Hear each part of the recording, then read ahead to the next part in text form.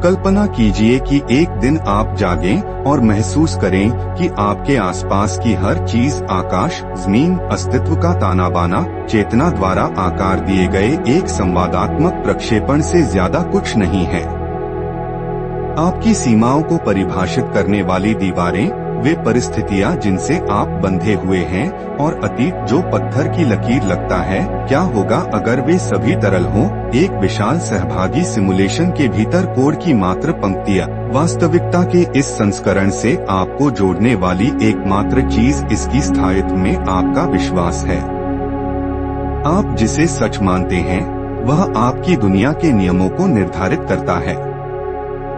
और यहाँ एक समस्या है, वे नियम तय नहीं हैं। उन्हें मन द्वारा लिखा, संशोधित और मिटाया जाता है जो उन्हें देखता है।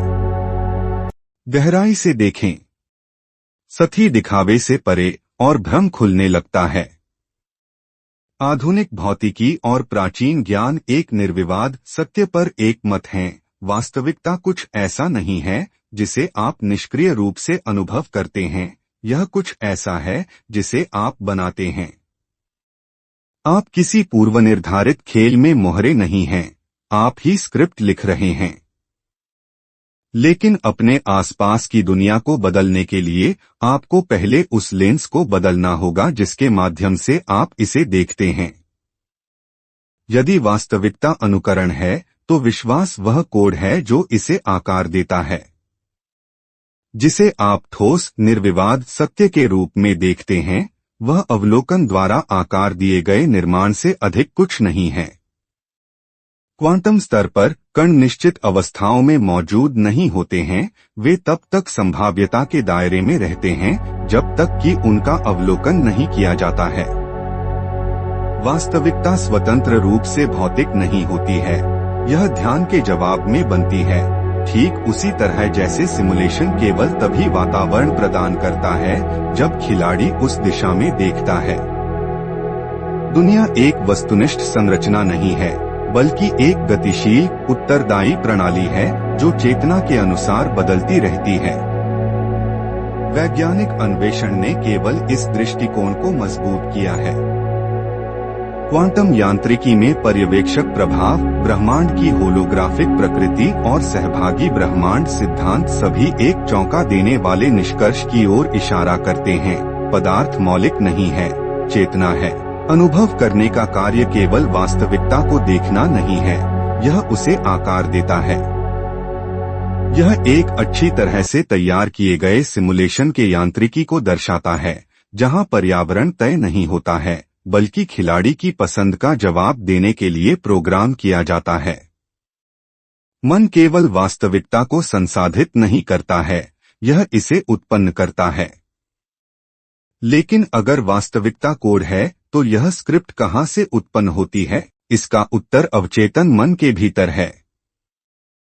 हर धारणा, विश्वास और अपेक्षा प्रोग्रामिंग की एक पंक्ति के रूप में कार्य करती है जो यह तय करती है कि आपकी दुनिया में क्या हो सकता है और क्या नहीं।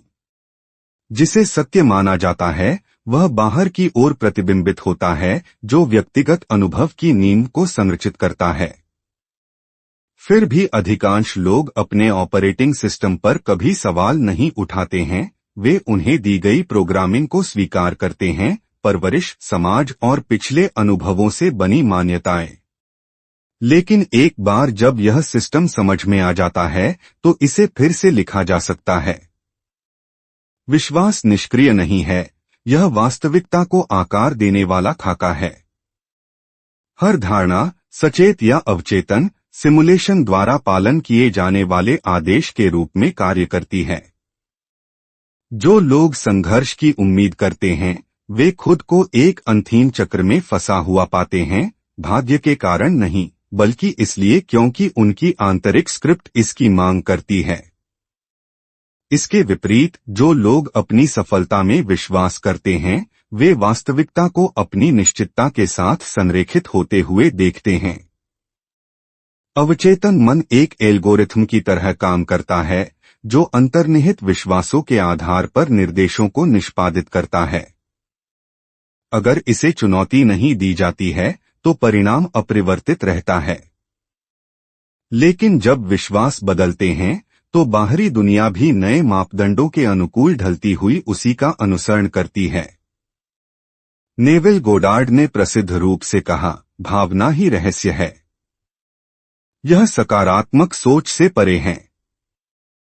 अवचेतन मन केवल शब्दों पर प्रतिक्रिया नहीं करता है, यह गहरी भावना और निश्चितता द्वारा प्रोग्राम किया जाता है। कोई व्यक्ति जो धन की इच्छा रखता है लेकिन कमी महसूस करता है, वह उस कमी को और मजबूत होते हुए देखेगा। कुंजी केवल पुष्टि नहीं है, बल्कि पहले से ही मौजूद भावनात्मक स्थिति को मूर्त रूप देना है। जिस तरह एक गेम कैरेक्टर को एक नए स्तर को अनलॉक करने के लिए शर्तों को पूरा करना चाहिए, उसी तरह चेतना को प्रकट होने से पहले वांछित वास्तविकता के साथ संरेखित होना चाहिए।